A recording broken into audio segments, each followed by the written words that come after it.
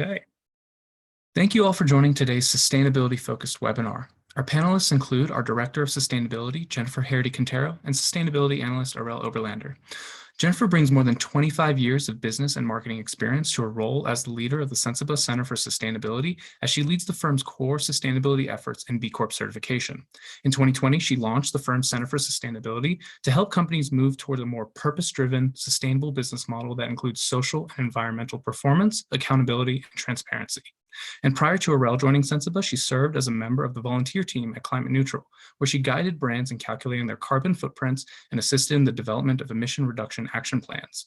Aurel is a graduate of the Sustainable Innovation MBA program at the University of Vermont, and she is deeply motivated in supporting organizations in a process of embedding sustainability and social justice throughout their operations.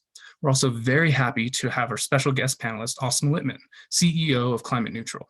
In 2019, Austin started Climate Neutral, a 501c3 nonprofit aiming to accelerate the decarbonization of global emissions through its achievable, high-impact certification framework.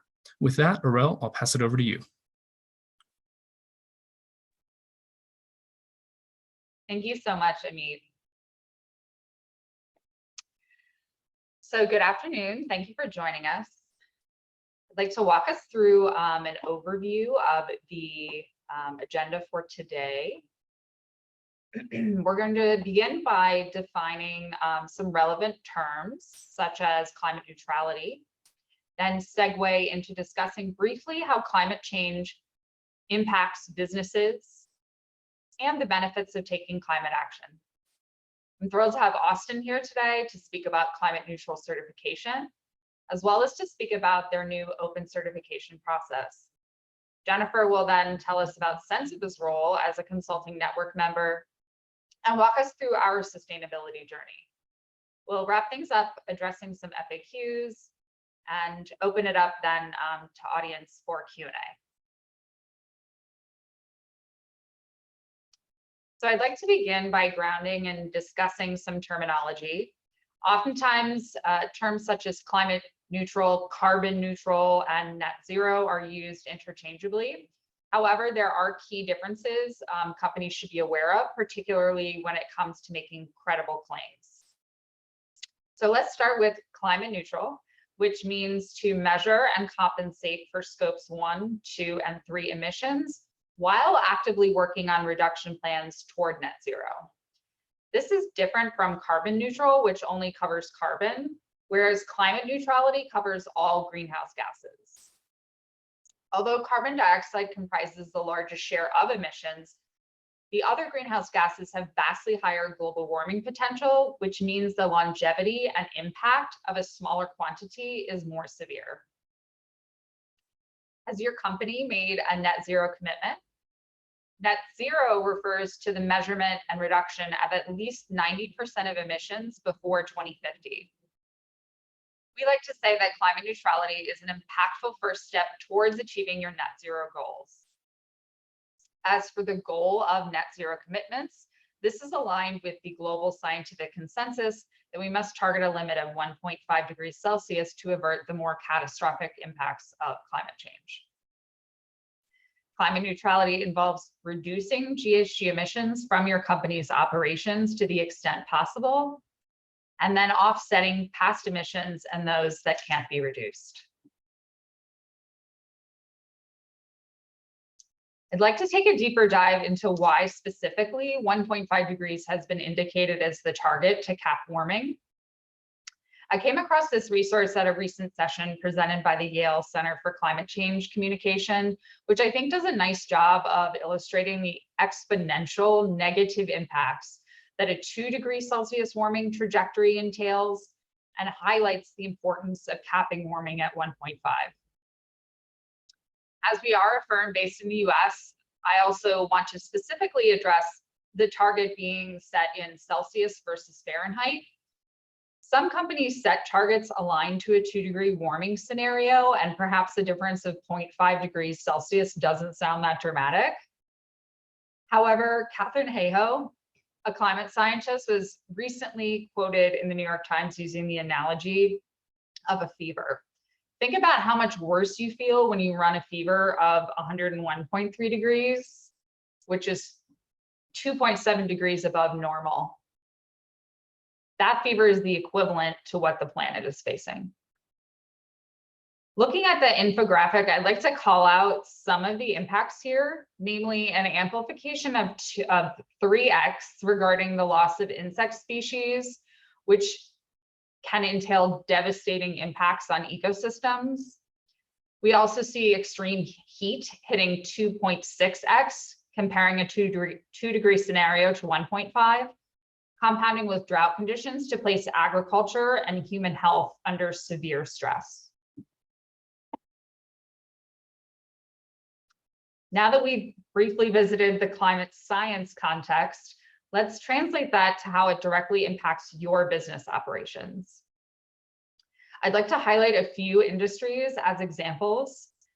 Firstly, for companies operating within manufacturing, climate change threatens supply chain sustainability. And by that, I mean stability, although I guess they're interchangeable, but more succinctly, stability. In addition to access to reliable energy and water sources. A Nature Journal article found that the 2018 wildfires in California led to damages equivalent to $148.5 billion, which is not an insignificant number. For the food and beverage industry, agricultural inputs are negatively impacted. We've also seen an increase in consumers interested in and demanding more organic and now regenerative organic offerings. The real estate and construction industries are working under enhanced expectations for resilient site location, water usage rates, and energy efficiency tracking. Specifically for construction, materials sourcing is a, wait for it, material concern.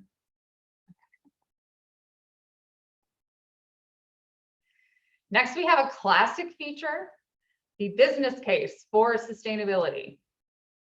Companies specifically targeting emissions reductions can drive and leverage internal innovation to realize cost reductions and gain competitive advantage, especially when implementing circular economy practices.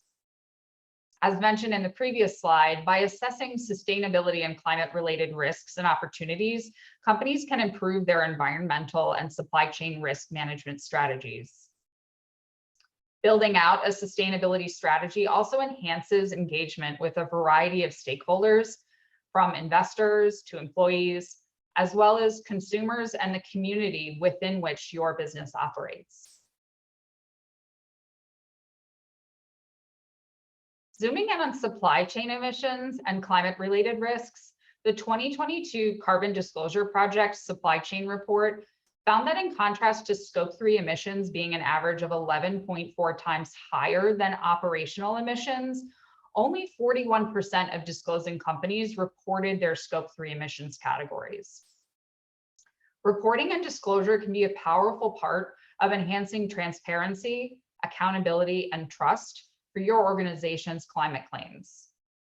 By engaging with your suppliers, a company can develop a more robust and resilient supply chain sustainability strategy with benefits including emissions reductions and identifying money-saving opportunities. Here's a quick look at a few of the frameworks in the voluntary sustainability and climate disclosure ecosystem. On the left are a variety of frameworks that can be leveraged to evaluate current practices and report out on performance, including leveraging the SASB standards and TCFD under ISSB to assess materiality of disclosure topics and help set non-financial KPIs. GRI and CDP are used by more than 10,000 companies to advance the practice of sustainability reporting, and the Science Based Targets Initiative helps set best practices in emission reductions and net zero targets in line with climate science. On the right, I featured 3 sustainability and climate-related programs that work super well in concert with one another to communicate to the conscious consumer, in addition to a wider range of stakeholders, including employees and investors.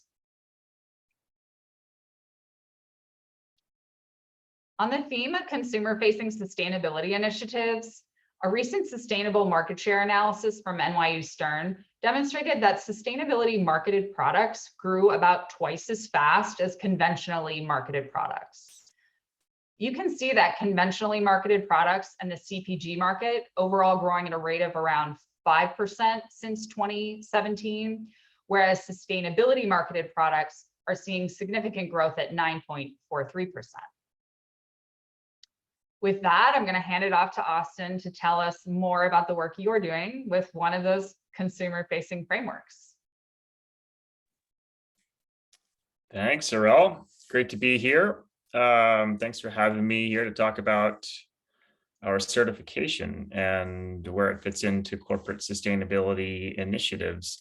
So, and I do love this chart, which is from our friends at NYU. They've every year kind of gotten deeper and deeper into the work that they do and understanding how consumers and individuals feel about climate change. And every year it's gotten closer and closer to specifically the issue of climate. And so kind of as a facet of sustainability, people really do seem to care about climate. In fact, typically we see about 75% being the number, which is the share of any surveyed population that cares about climate change and wants to take it into account when they are making purchase decisions. And this, of course, is the main motivation that we had when we started Climate Neutral for a little over 4 years ago.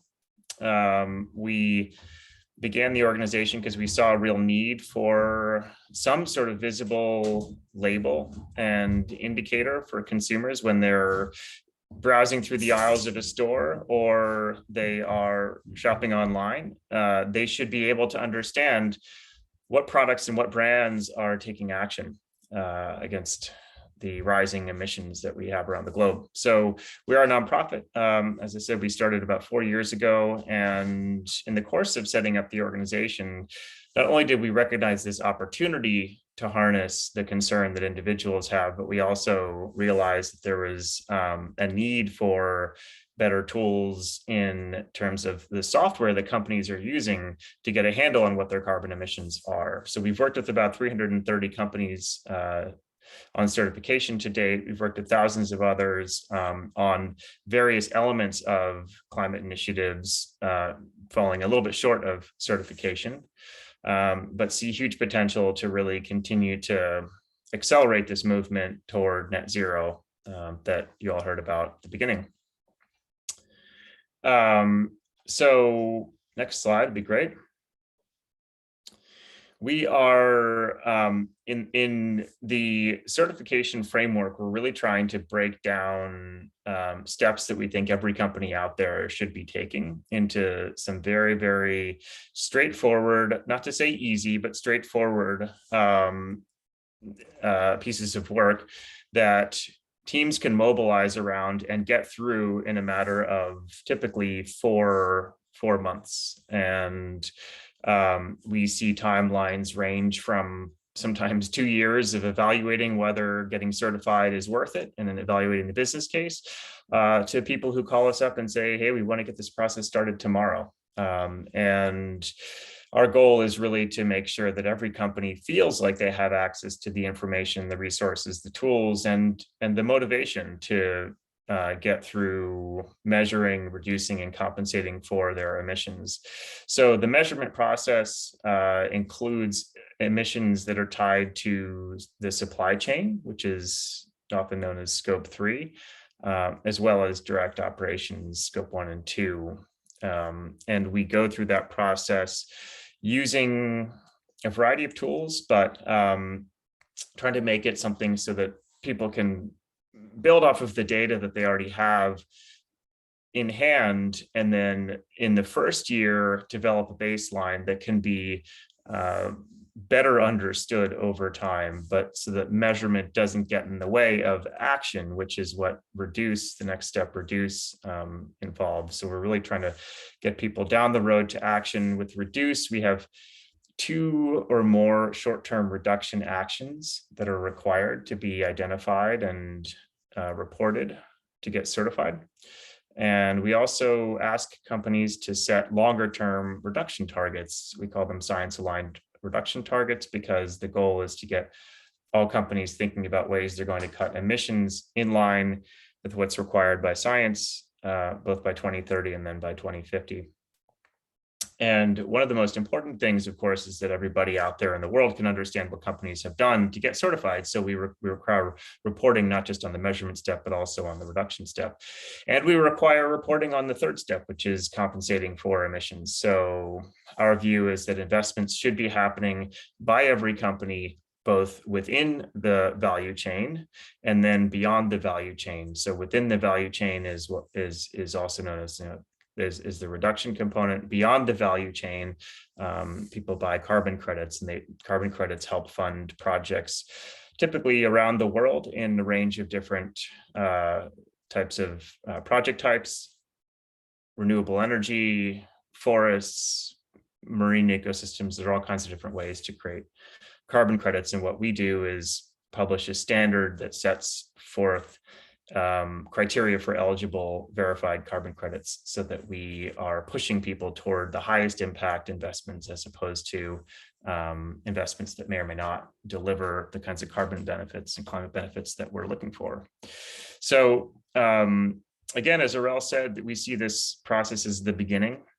Somebody gets certified and it really starts a long-term journey toward net zero, but you really have to start somewhere. And so we've tried to bundle this process up into something that people can get through, as I mentioned, in 4 to 5 months. So once you've gone through this process, you have the ability to use our climate neutral certified label in anywhere that a consumer might see it. And so here are some examples of physical products, whether it's a package of coffee or a tripod or a tea bag. We're trying to make it clear that there's a connection between purchase decisions and the climate, which has lots of different sort of implications. One is that people understand that there is a carbon emission component to everything that they buy and start to be more conscious of the things that they buy. And two is that some companies are aware of this and are taking action, and other companies are just ignoring it and not taking responsibility for their emissions. So we see a lot of value to really being out there in front of consumers with this label. Examples of the use of the label that you don't see here include lots and lots of conversation that happens through social media, through websites, through digital marketing. And we've seen a tremendous amount of really education of the market on the connection, again, between consumer decisions and the climate. And that's happening through the voice of the brands that we work with, but informed by the certification process and the learning that companies go through during the process of getting certified. And all this is something we coach and we guide people through, and we want the conversation to be authentic and to be genuine and to be credible, and the claims to be full of integrity. And so we have a big focus on really just trying to make sure that people understand the meaning of the label. They know what it means when they see it, and when it's not there, they feel like maybe they should tell a company to get certified. So last year, recognizing that we had limited capacity internally to take companies through those steps that I just outlined, as well as going through the process of checking to make sure that people had gone through those steps, we launched what we call the Open Certification Program. And the goal of this program was that we could make it possible for companies to work with third parties to go through all the measurement work, all the reduction work, and the compensation work, and then come to us with essentially a finished report, and to be able to do this on their own timeline. So if a company wanted to spend 9 months and then submit documentation to us after that process was complete, they could do that. And really, it allows companies to get deeper into various analyses, life cycle assessments, strategic planning, all sorts of things that we don't have the capacity to do as a nonprofit, but that the outcome could still be joining this movement with all the other companies who are getting climate neutral certified. So we still are ultimately the arbiter of the certification. We set the rules and the standards for the certification criteria. But in the case of the open certification program, brands that are participating don't work with us for the work. They work with folks like Sensiba. So I'm going to turn it to Jennifer to talk a little bit more about their work in getting certified, as well as their participation in the open certification program. Thank you, Austin, and thank you again for coming on. For folks that are doing the polls, there is a new poll that just came up, so go ahead and take a second to do that. When we found the Climate Neutral Consulting Partnership, one of the reasons that we really liked it was because of its straightforward nature, as Austin said, because it really helps with the overwhelm that comes from doing a carbon neutral certification, or just calculating your carbon footprint, or taking on any sustainability project. I know there's lots of people out there that are charged with doing all of the things to be sustainable, which is, you know, the E, the S, and the G, environmental, social, and governance. And just to break it down in a straightforward way to give you a roadmap on how to complete something. And the climate neutral certification process is very much that. But of course, we will not do anything until we put ourselves through it. So Aurel, if you could give the next slide, and I will chat a little bit about our journey and use us as a case study, if you will. Our journey kind of started back in 2017 when I had the opportunity to take our firm through B Corp certification. And if you don't know what B Corp certification is, I'm the one to ask. Just ask me in the Q&A and I will answer all those questions. But B Corp certification really got us on a path. And then we really started to look at the different things that B Corp really looked at. And one of those was climate, and really setting targets and measurement and reduction. And so we started to do our measurements. We started with scopes 1 and 2, then started tossing in some of the elements of scope 3, so that over the years we started measuring more when we figured out how, because as an accounting firm, some of that is kind of elusive, and we figured it out. We figured it out for ourselves, and by the time we got to testing out and kicking the tires with climate neutral, it was the perfect time for us to do our own mature, full soup to nuts measuring and reduction and compensating plan. I will say there was a question in the Q&A box about offsets and where to buy credible offsets. And when you're actually in the climate neutral tool, it gives you a selection of providers. I can tell you that just from experience, we work a lot with Bonneville Environmental Foundation. Shout out to Heather Sharrock, we love you.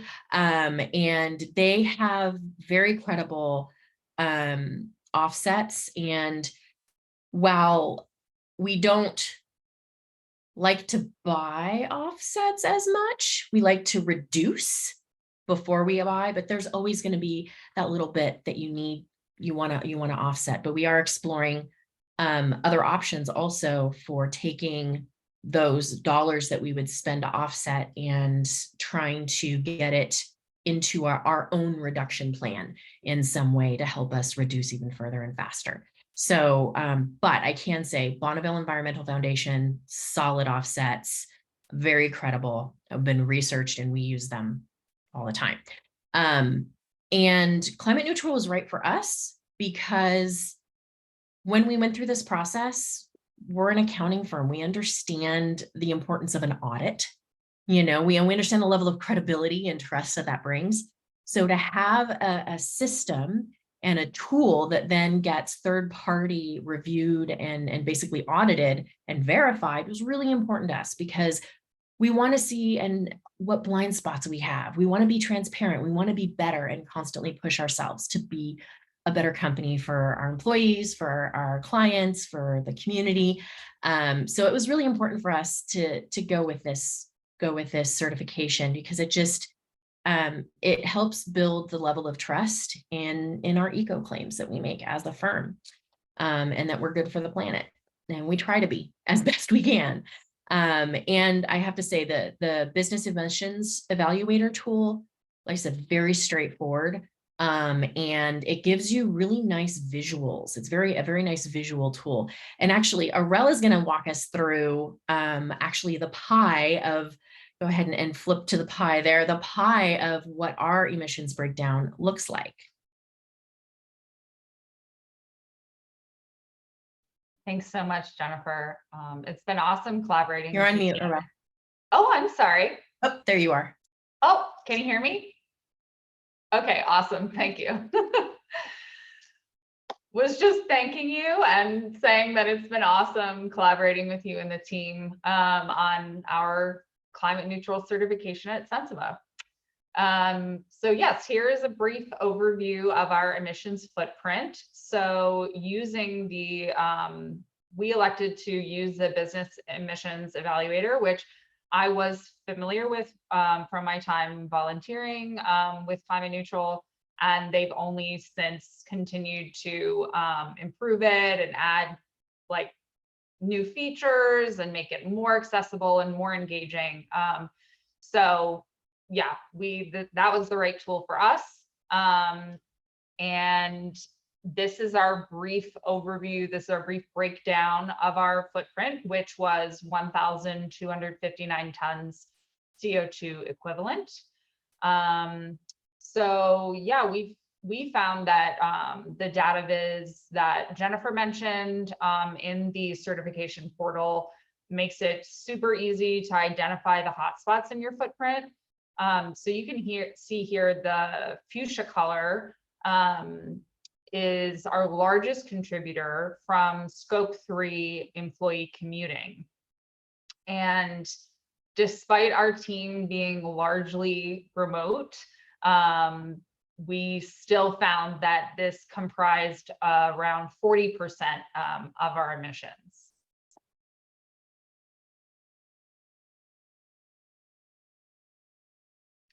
All right, and then this is another visual from the portal that I think is nice. Just right away breaks down the emissions into scopes 1, 2, and 3. So for us, as is the case with many companies, the majority of emissions did fall within scope 3. So out of the 1,259, we have 1,040 that were in scope 3. And so once you've measured your emissions, then you set emissions reduction targets for the next 12 to 24 months. So yes, for our team, we work together to craft 3 plans. As Austin mentioned, it's minimum 2, but can be more. So we looked at our hotspots, and we looked at also what could be feasible and achievable within the next 12 to 24 months. And so we selected 2 goals or 2 action plans targeting specifically scope 2 electricity. So some of our office locations are already using renewable energy sources, but we wanted to take that as far as we could and really look at getting all of our office locations transitioned to a renewable energy source. And we're also working to create incentives for our remote employees to make the switch and transition their home electricity source to renewable energy as well. And then our third action plan was around that employee commuting that I mentioned, with 40% of our footprint. So we targeted 15%. I mean, we went through a whole cost analysis and looked at, a variety of plans and different incentives, and talked about different, ways where we could support our employees in reducing that contributor. And so we started out this first time, we're gonna target 15% reduction in the next 12 months. And we are really looking to incentivize public transit, biking, carpooling, you know, and internally looking at our transit benefit policies, and are those being utilized? How can we improve them? How can we, you know, boost them and get more folks involved? So I will hand it back over to Jennifer to provide a little more detail on our offset portfolio strategy. Thank you, Aurel. And there is another poll that just popped up for those who are playing at home. If you could advance the slide, there we go. So our offset strategy, once again, Bonneville Environmental Foundation has a menu that you can basically go in, and it's kind of the fun part, to go in and select which offsets that you want to purchase. And so we really focused on the Amazon, and because that is where we can kind of get more bang for our buck, if you will, in putting in rebuilding and conserving the Amazon for the planet, right? And so the AgroCortex one rebuilds the biodiversity, while the red rebuilds or conserves communities and the biodiversity. So we've got rebuild and conserve. And then the Dion Forestry Project, that was to help support our new Bend office. So we have new offices as of this past year up in Bend, Oregon. And we recognize that there's lots of native lands up there. And we have individuals in that office that are Alaskan Native. So this particular forestry project actually helps Alaskan Native lands replant and restore. So we kind of, you know, tossed a little bit that way because it was an option and it spoke to us, and our money follows our people. So that's our values. Aurel? I think we've got Q&A coming up. Yes. Thank you so much for walking us through that that process. Okay, so we have arrived. We made it, everybody. We made it to the FAQs. So please feel free to let me know if anyone's seeing any additional questions come through in the chat and the Q&A. Otherwise, we did gather a few of the sort of top most frequent questions that come in around climate neutral certification. So I'm happy to have a discussion around those as well. Yeah, no questions in the Q&A yet. If you do have questions, though, please use that Q&A box and add them in there, and we will all answer it. So I guess we should start. Maybe Austin, you can say how much does this cost? 0.38% of revenues. That was our average cost for companies getting certified in 2022. I have no promises that that will be what it costs your company, but that was the average for last year. So basically, I mean, the takeaway there is it's not a huge amount of money typically for companies, although the numbers can add up for larger companies with larger emissions. And the costs break down into, for us, 3 buckets. So the first bucket is whatever it costs you to get the work done. That's some of your team's time. That's whether maybe you hire a consultant, those fees, or if you work with us, there's a fee for working with us and the support that we give you and the measurement tools and so forth. So it's kind of bucket number 1 is how much you pay to get the work done. Bucket number 2, once you get through the process, we charge a brand license fee, which allows us to partially fund our operations. We have a budget that's funded through program fees as well as philanthropic donations. So we have a brand license fee that's based on the size of your footprint. And then the third and most significant cost is the cost of purchasing carbon credits. And for a lot of companies, that ends up being about 90% of the total cost. So the other 10% is from those first two buckets that I mentioned. So hard to say exactly without knowing the total footprint and exactly the method of going through certification, but that gives you a ballpark for what the average looks like, as well as how it breaks down across the three cost components. Of course, we can shamelessly say as a nonprofit that we're hoping it costs everybody lots and lots of money, because you find it to be willing to, you find yourselves willing to spend lots of money to abate carbon emissions. And by design, our organization does not charge very much. We're hoping to mobilize as much finance into climate solutions as we possibly can. And our goal is to create the business case for companies to do more when it comes to reductions as well as compensation. Right. Thank you, Austin. And I would say, the difference between going at this on your own and going at this with a consultant, first and foremost, if you go at it on your own, you're just kind of stuck into Climate Neutral's timeline, which, they've got very strict timeline rules. If you go through the open certification program with one of the partners, we actually can just work at your own pace, which I know is more attractive for a lot of companies.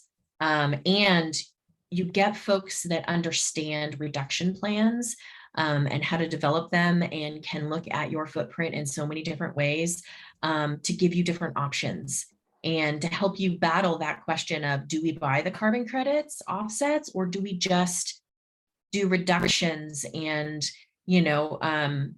that's always a popular debate. I know we debate that internally in our own team almost daily. And you will have to compensate in some way going through carbon neutral for the sins of the past. But also reduction is so important, or else this planet, you can only buy so many offsets. There's only so many places that you can plant a tree. After a while, we're going to run out of space. So we need to start reducing, and that's really an important part. And making sure that those carbon credits that you do purchase are with good, certified, verified vendors. Yeah, and I kind of wanted to piggyback off of that into the next question. Jennifer, you sort of began addressing why carbon credits versus just reductions. So I really appreciate the approach of Climate Neutral, in that it is a sort of like yes and, so doing both. And when you're setting a climate budget, as an organization, looking at, Austin, I think you mentioned, or framing it sort of, within the value chain, which are those reduction action plans, and then also beyond value chain mitigation. And certainly for, companies that are, aligned with sort of the B Corp certification ethos, or really looking at their impact on communities, and community, even meaning the worldwide community. I think that if you certainly have the capacity to allocate any sort of capital towards beyond value chain, I appreciate that that is, the option. And additionally, we know that reducing within the value chain can take time. And, we're seeing that with our own process, where you have to figure out, what is the best approach for your individual company. And, there may be things that you try that maybe you don't hit the goal that you set, but you learn from it, and you're honest and transparent and open. And we're all out here, hopefully trying to achieve the same goal, which is, reducing emissions. So yeah, those are just some thoughts about the offset and reduction question. Austin, do you have anything to sort of add to that? I think that if you go to our values page on our website, the kind of yes and philosophy is very, very much featured there. And we we have one certified brand who I think put it pretty eloquently, which is it's not, offsetting is not the last thing that you do. It's should be the first thing that you do. And then it's just the first thing that you do because it leads to other conversations and other actions. So these two ways of mitigating emissions work really nicely hand in hand. There's a piece of research that came out last week that showed that companies that offset to a meaningful degree are actually more successful at reductions.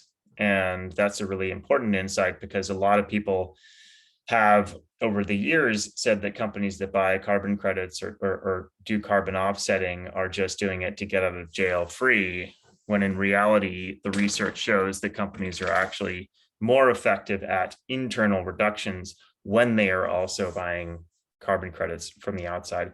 That's been the hypothesis that we've had since the very beginning, that once you put a price on carbon, you start to pay attention to it. And that's effectively what certification does, because you're paying some amount per ton for every ton of carbon that you count up. So yeah, it's a nice sort of combination, carbon credits and reductions. And this way of thinking about the interplay between reductions and carbon credits is starting to become consensus as more and more people recognize that just offsetting isn't enough, and also that it's important to really accelerate finance into every means possible to reduce emissions. We did have a question come in. It's a bit of a long one. When navigating, calculating a company's footprint, can you share how Sensiba supports in the calculation and how it fits into the climate neutral network? Or do interested clients need to have our footprint calculated in advance? Arel, you want to go ahead and take that one? Yeah, absolutely. So we really are able to meet companies where they are. So that means, even if you have never measured any of the scopes, as Jennifer mentioned, at Sensiba, we had been measuring predominantly scope 1 and 2, but not, really scope 3 at all. So, whether you have a full robust inventory,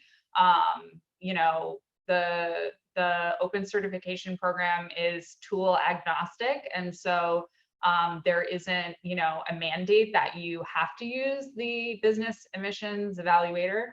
That is the one, that we chose to work with ourselves as one option.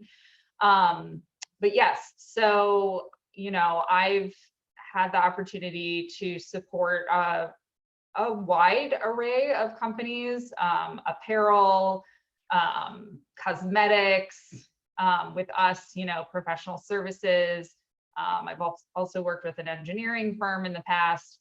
And so each company has their own internal, data collection processes, and levels of maturity and sophistication when it comes to this type of thing.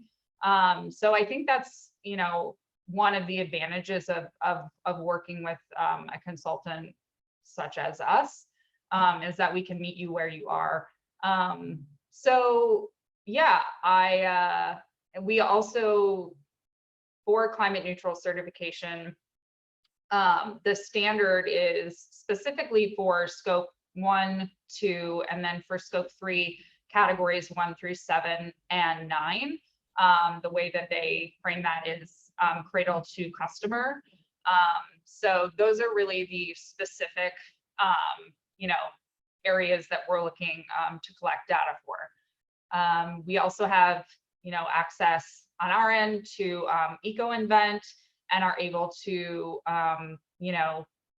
enhance or get more granular if there are, categories that your company specifically wants to look at that maybe aren't included in, whichever tool has been selected. So yeah. Yeah, we're an accounting firm, so we're used to people showing up at our doorstep with receipts and shoeboxes. So if you show up with all your PG&E receipts and your Energy Star appliance receipts, we can work with that. We're good.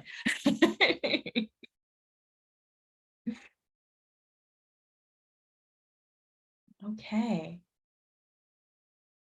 We've got a few more minutes here. Should we dive into some of the other questions?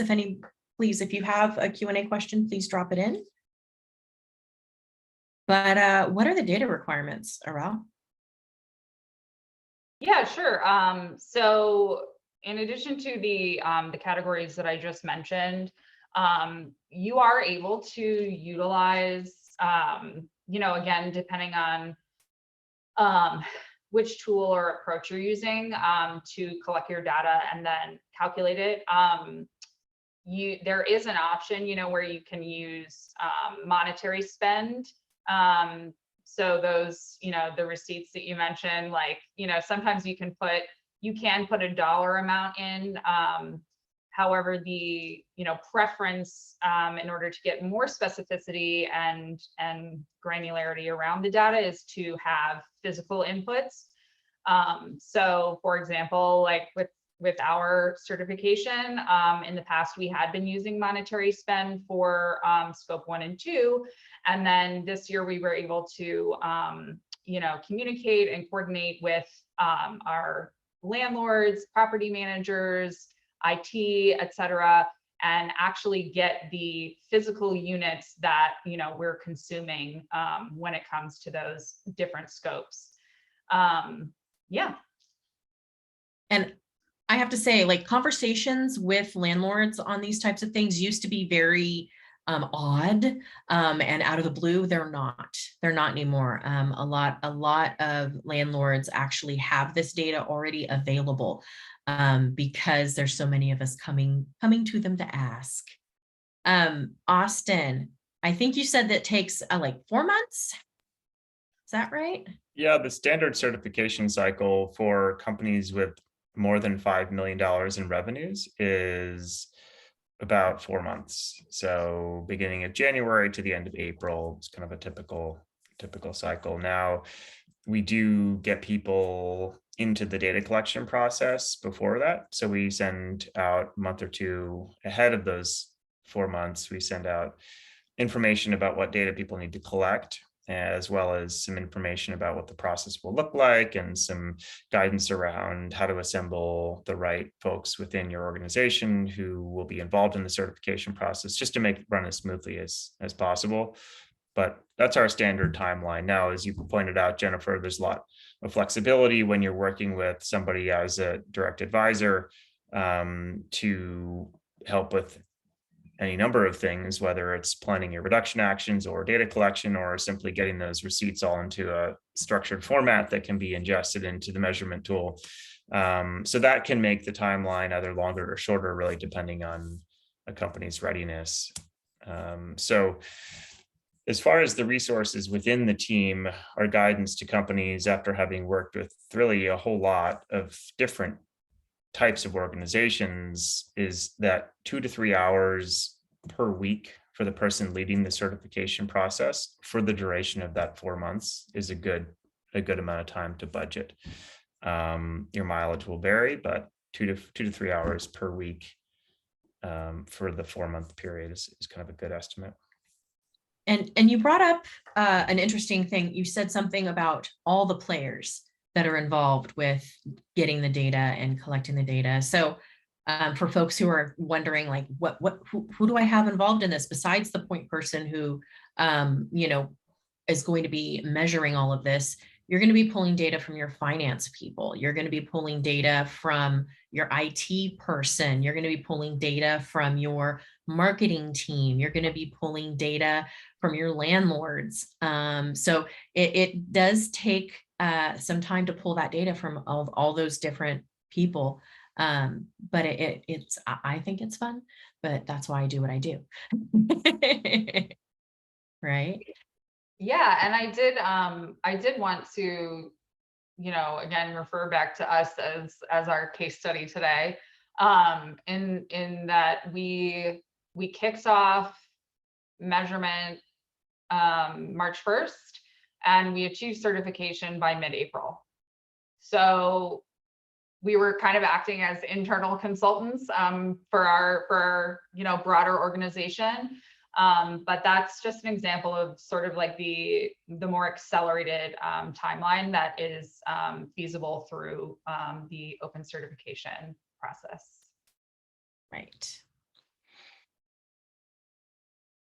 Well, I think since we don't have any more questions in the Q&A, Amit, should we turn it back to you for ending housekeeping items? Absolutely. Again, thank you all so much for joining. Following this webinar, anyone who has attended or registered will certainly receive a copy of the presentation as well as a copy of this recording. But if you have any questions between then and now, we really do strongly encourage you to reach out to either Sensiba or Climate Neutral directly. We would be more than happy to assist you in answering any of your questions or really getting you on the path to, a more sustainable world. But with that, thank you all so much for joining, and we hope you have a great rest of your day.